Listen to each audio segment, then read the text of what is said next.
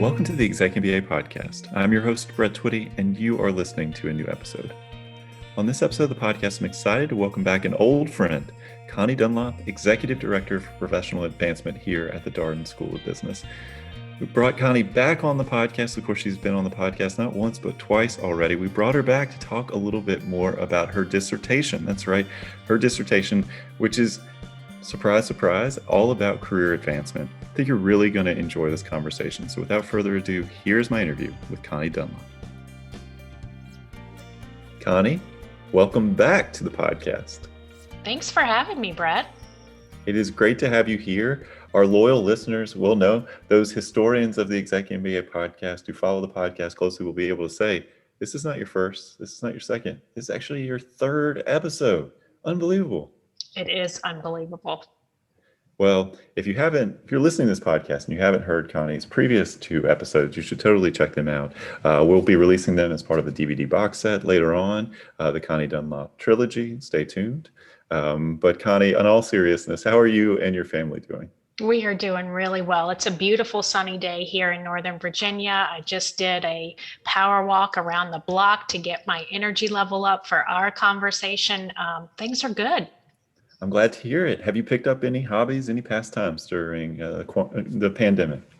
I'm sleeping a lot more now that my dissertation is over with. So if you can call sleeping a hobby, yes, then I can affirm that I have picked up a new hobby during the pandemic.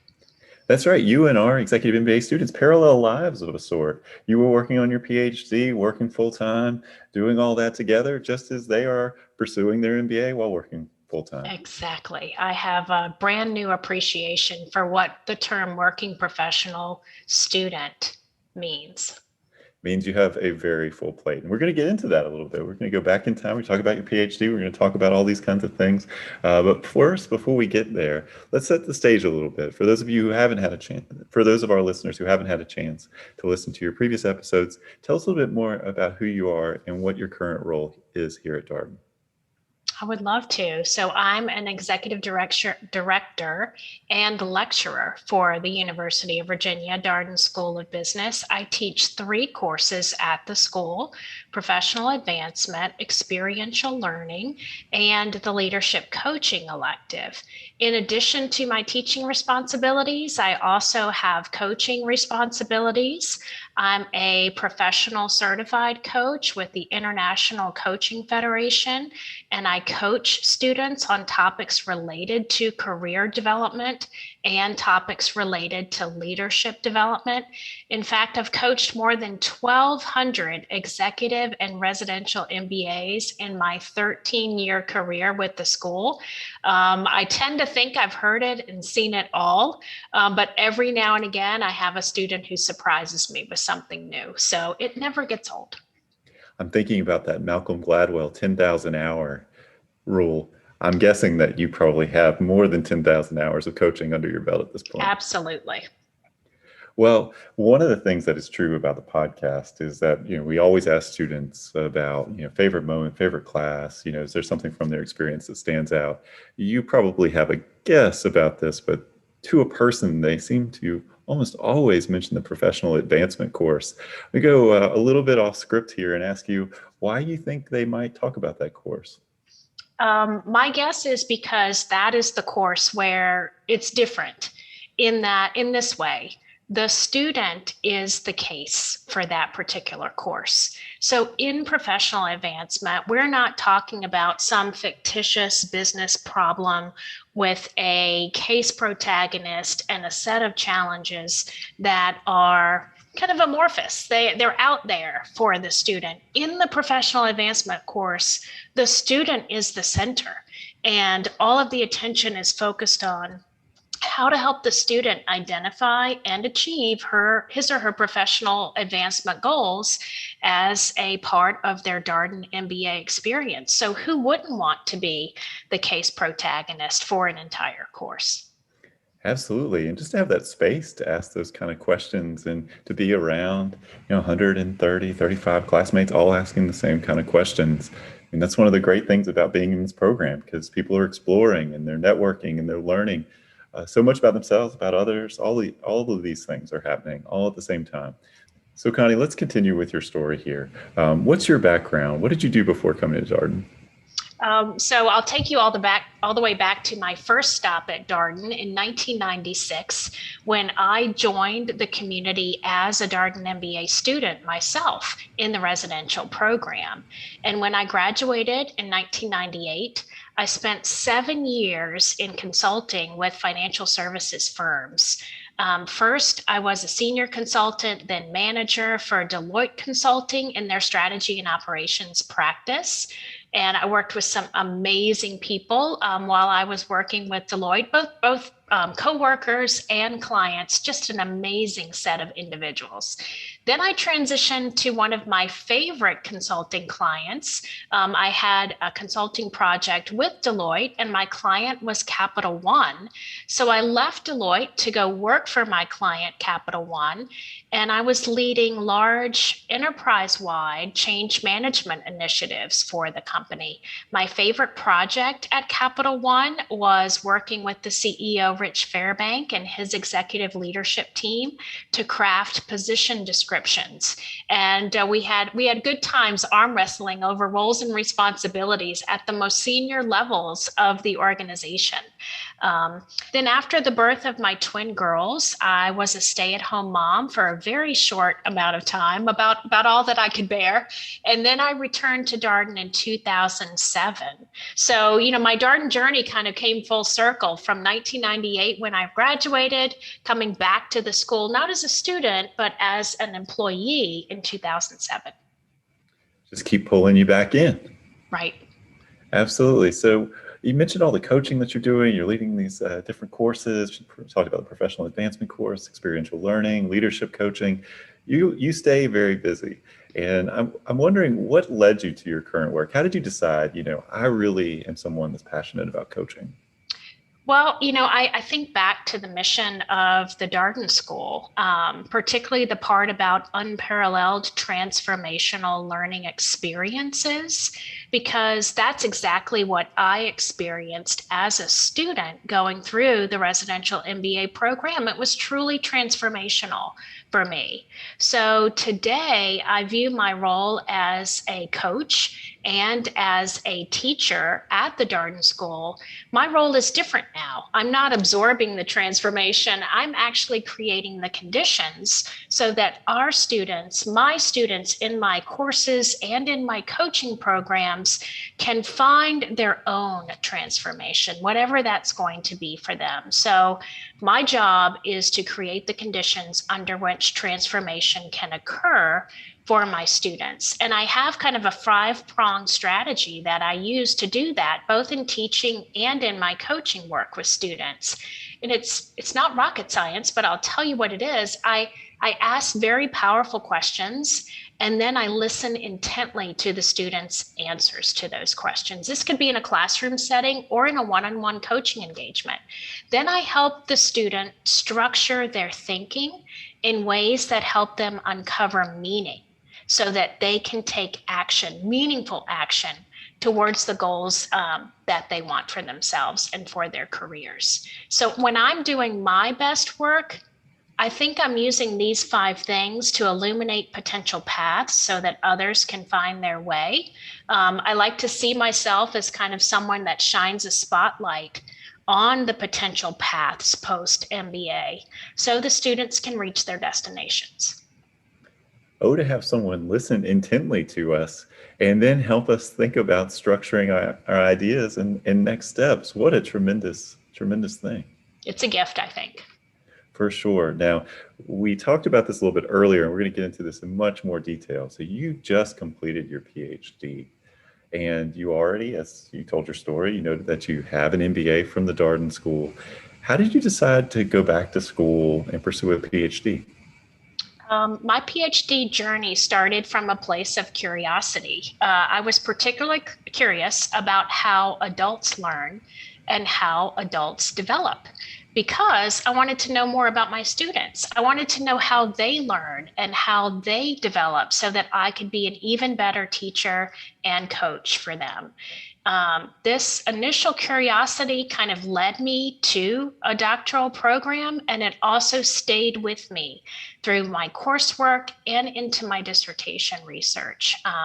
In fact, my dissertation study is dedicated to my students, past, present, and future students. And when I started thinking about the doctoral program, I went out and I talked to several of the faculty members at Darden to ask them about their doctoral experiences.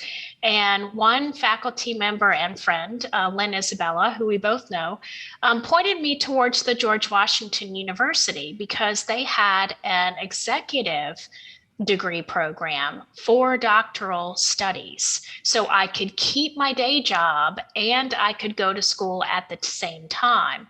It's called the Executive Leadership Program, and there are 4 pillars to the coursework. We do indeed study leadership, but we also study change at the organizational level. We study organizational culture, and we study adult learning. And adult learning kind of was that key piece for me because I was really curious about how my students learned and developed. Well, we certainly know a little bit on this podcast about, working while pursuing a degree, and incredible that you could pursue a PhD in an executive format. And I know that made for a lot of long days, very busy evenings, really long nights as well. So you mentioned being interested and curious about adult learning, and there's a lot of different directions that kind of research can go. And I wonder what your research ultimately came to focus on. You mentioned your students being the inspiration for it. Yeah, so the purpose of my study was to explore how students, MBA students, make their education relevant as they cross the boundary between school and work. And at a deeper level, I was asking questions about the content, process, and outcome of learning for working professional MBAs. And to answer these questions, I used a basic qualitative method, and I collected data through 18 semi-structured interviews with learners and their learning partners across 5 top business schools, including our own at Darden. I captured field notes, I collected documents, and 28 documents, and I reviewed each one of those documents. And in the course of my data collection, I uncovered 39 critical incidents of learning that crossed the boundary. It was a lot of data for me to consume and to analyze. But when I analyzed all of it, it took about 2 years, by the way, and got to the other side. I developed 3 overarching themes, and those themes were translated into a typology of relevance making for MBA students. And there were patterns of content, process, and outcomes that kind of naturally fell out of the topology. And from there, I was able to get to findings, of which there are 4 major and 15 minor findings. So it was a ton of work. And at the end of the day, it took over 2 years to do the whole dissertation. Just listening to you describe that process, I can speak for myself. I don't know how our listeners feel about this, but I don't think we really have a lot of visibility on exactly what goes into a PhD. We just assume that it's a lot of work to get to it. But you got to come up with the idea, and then I guess you start with some hypotheses along the way, right? And you're stress testing those hypotheses. I'm curious where you started to where you ended. Similar, different places? Yeah, so one of the key assumptions, I had several assumptions that I was making in my study. And one of the key assumptions that I held was that it's all up to students. Students are the ones who have to make this degree relevant. The institution of higher learning is not going to do it for them. The employer that they work for is not going to do it for them. It's really going to be the burden is going to fall on the student themselves. And that's really what I found. It's up to the students to make their degrees relevant in meaningful ways. And I was able to shed a light on how they do that, what is the content that they're making relevant, and what are the outcomes that they see on the other side of that. Wow. So you mentioned you had 4 major findings, maybe 15 or so minor findings. Any particular findings that you want to highlight? The last one that you just shared is always a great thing for our students who are coming into the program, getting started on the program, to keep in mind, right? That you really own this experience and it is what you make of it. But I wonder, what other takeaways would you want to highlight here? Yeah, that is an important assumption that they will need to own this experience. I would say that if I had to pick one of these findings that may be most relevant to our prospective and admitted students at this time in their Darden journeys, I would pick the fourth finding. And I'll state that for you now, and then we'll dissect it a little bit to try and make it meaningful. It's going to sound a little stiff and scholarly, but don't worry, I'll get to an example that makes it more practical. So here's the finding.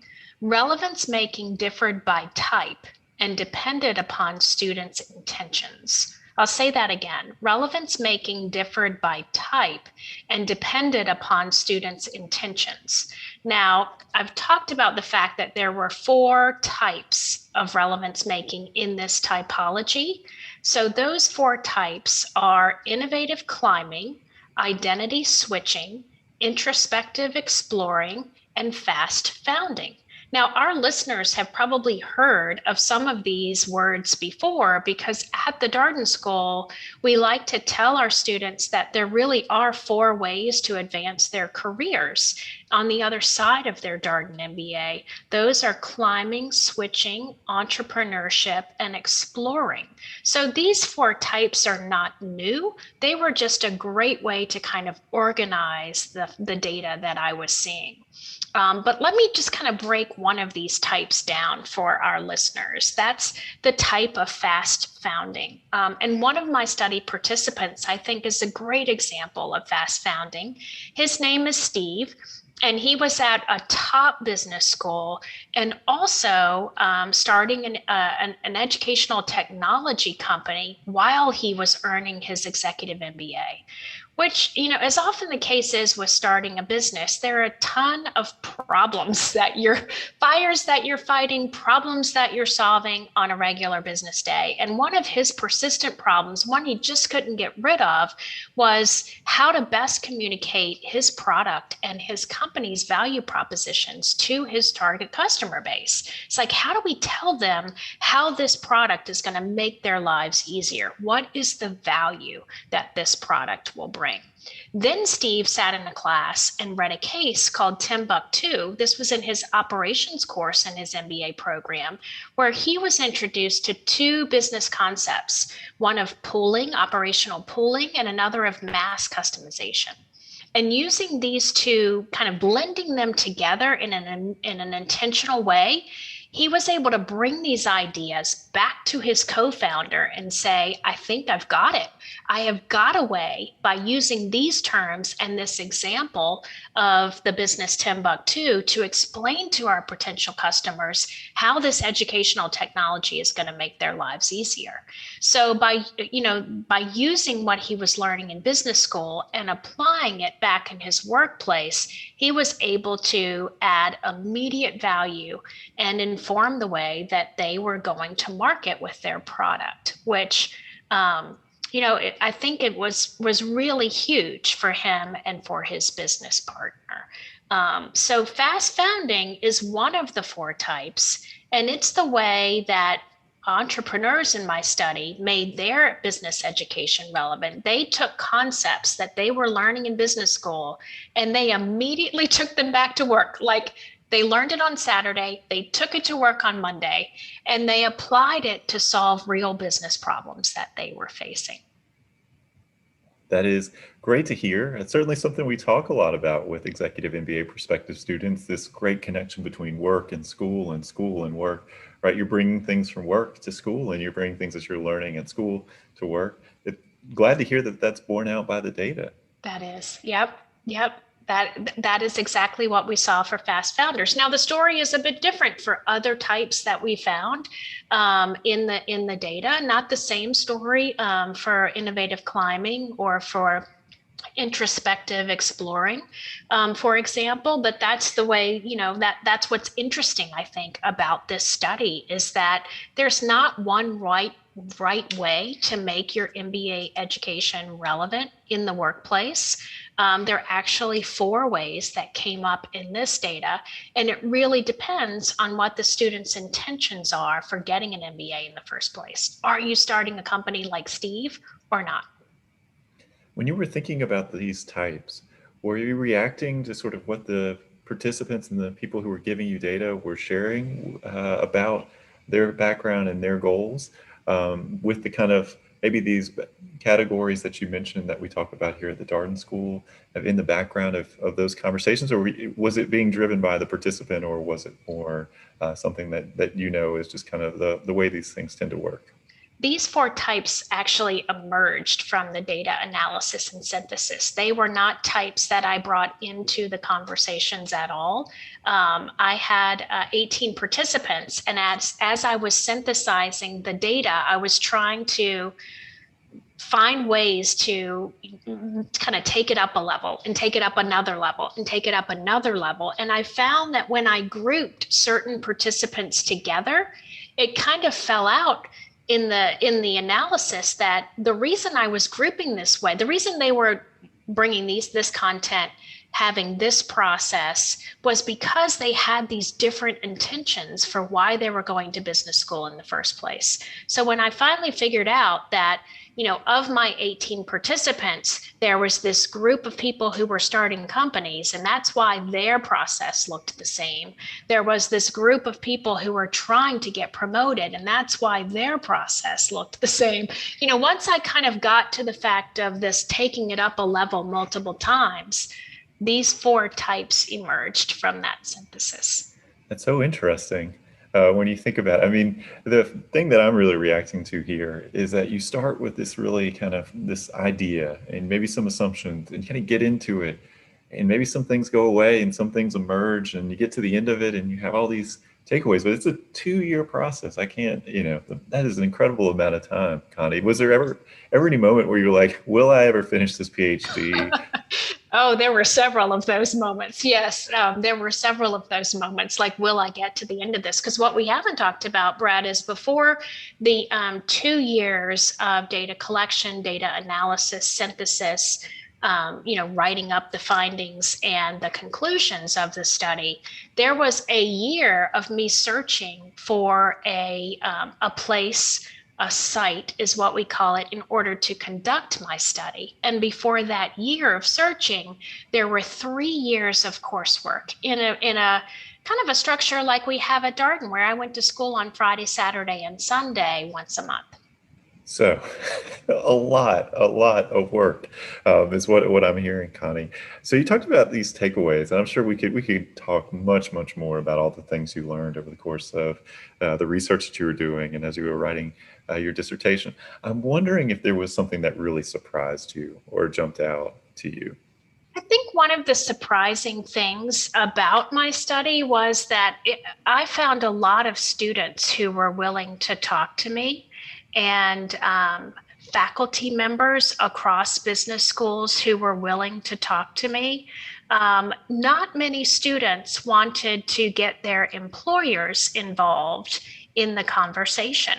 So of those 18 participants, only 2 of the 18 participants came from the student's workplace.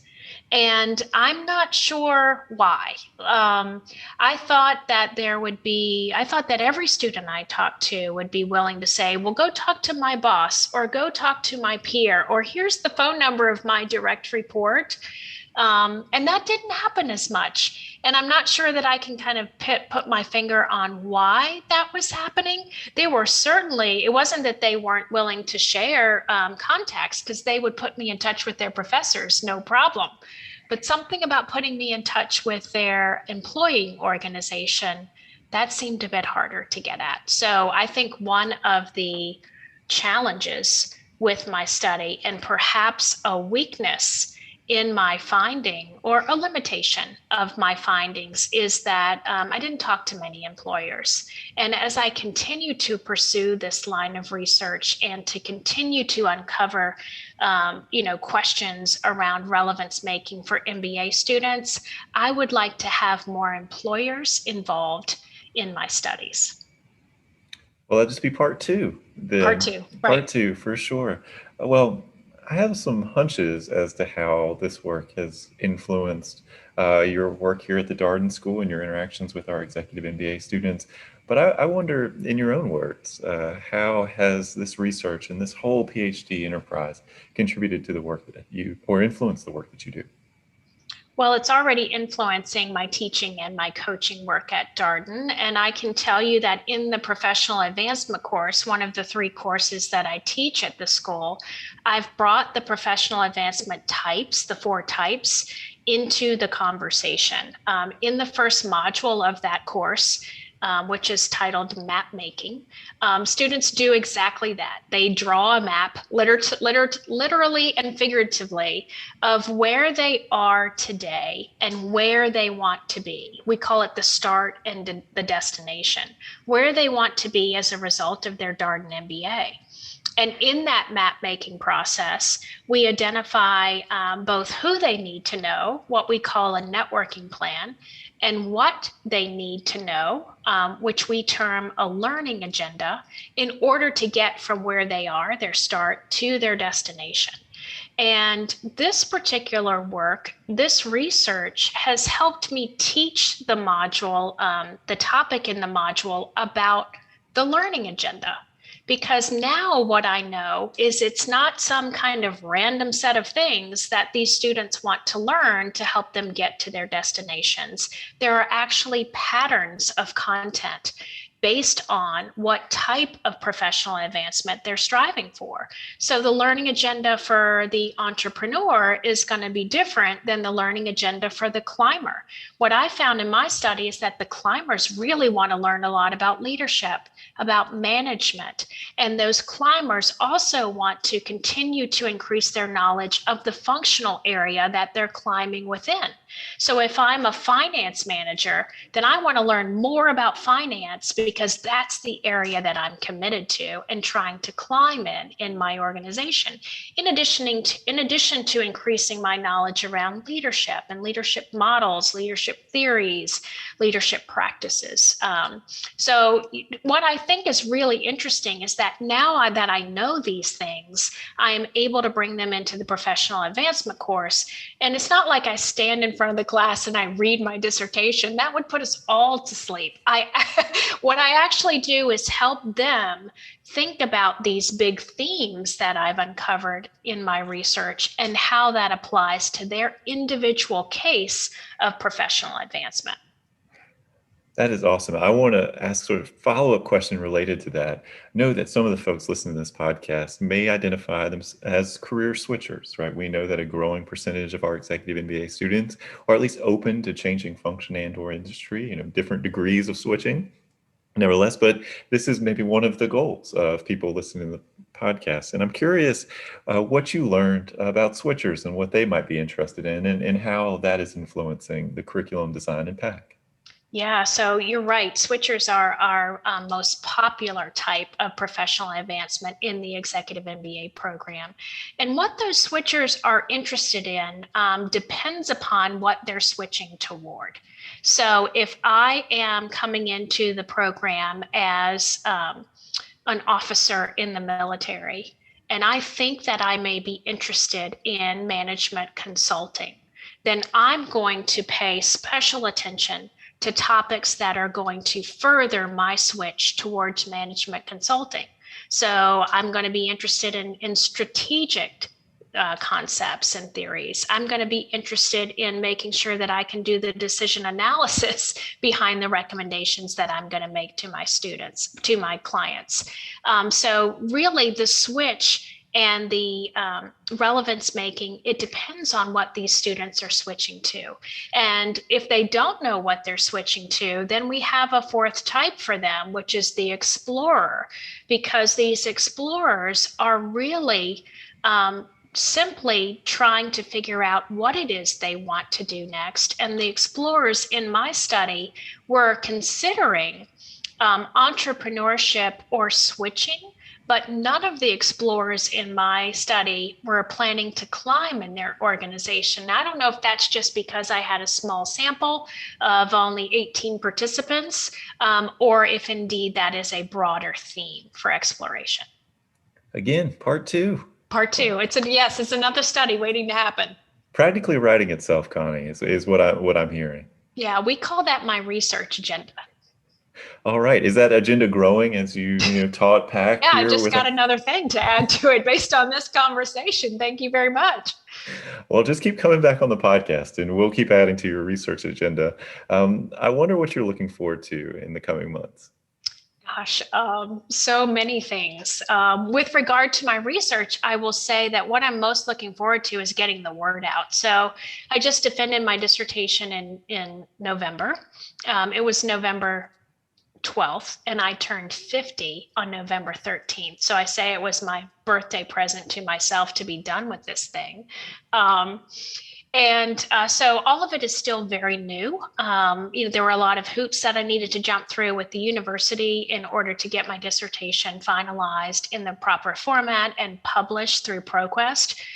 So if any of your listeners are just dying to read this thing, it all sits out on the ProQuest dissertation database and is available for download. So I've gone through that process now. My diploma just showed up in the mail literally a week ago. So it's all very fresh, but really what I want to do next and something I'm looking forward to is getting the word out to people. So I'm not expecting anyone to read my dissertation other than the 5 members of my dissertation committee. So I think what I'll need to do is write. I'll need to write practical articles. I will need to write scholarly articles for publication so that people that need this information, MBA students, MBA faculty, MBA staff, MBA accrediting bodies like the AACSB, will have access to it in a much easier to digest format than a 219-page dissertation document. So that's my plan. I plan to write.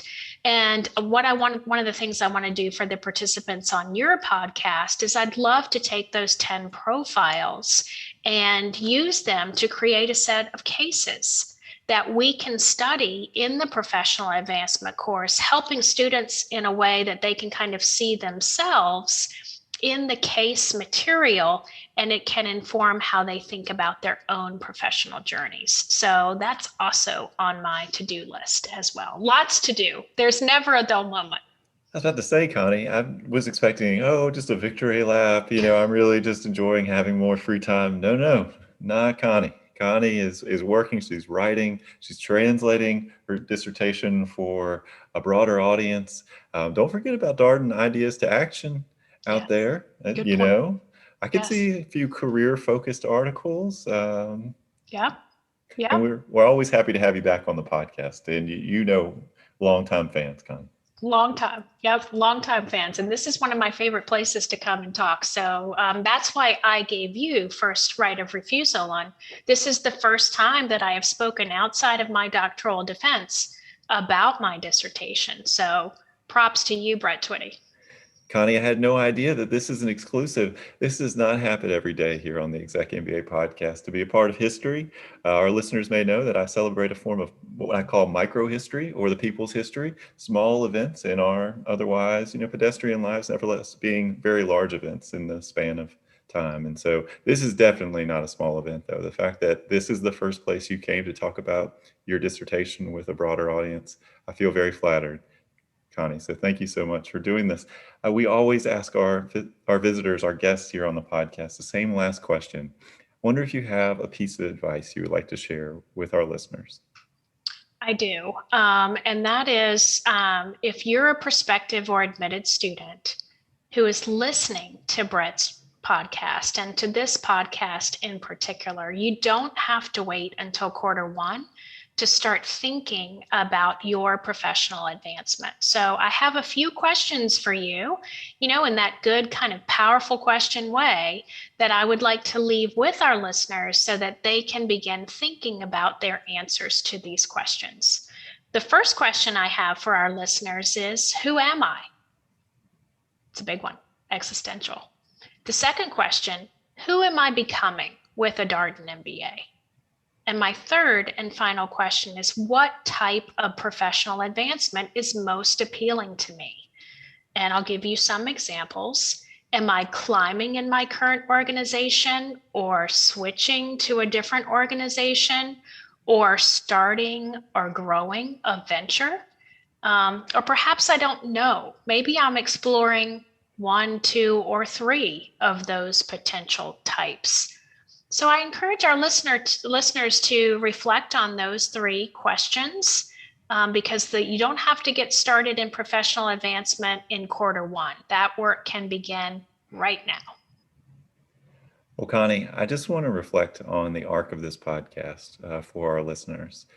Follow your sage advice with just some reflection here on all that has happened over this past roughly 30 minutes.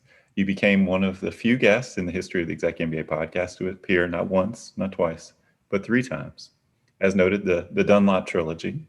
Love it. You brought your dissertation findings to our audience, the first audience outside of academia to actually hear these findings. And then you gave our listeners homework. What an incredible episode this has been. The full arc of this. We have never done something like this on the podcast. Well, there's always room for a first when the 2 of us get to work together, Brett. So thank you so much for having me. Well, Connie, always a pleasure. Thank you for all that you do for our students. It's great having this time with you, and we'll have to catch up with you again in a few months to hear what else you're up to. Thank you. And that was my interview with Connie Dunlop, Executive Director for Professional Advancement here at the Darden School of Business. As always, if you have any comments, suggestions, requests, anything you'd like for us to cover here on the podcast, we're all ears. We could be reached at exec, that's EXEC, MBA at darden.virginia.edu. Until next time, stay safe, be well, and thanks for listening.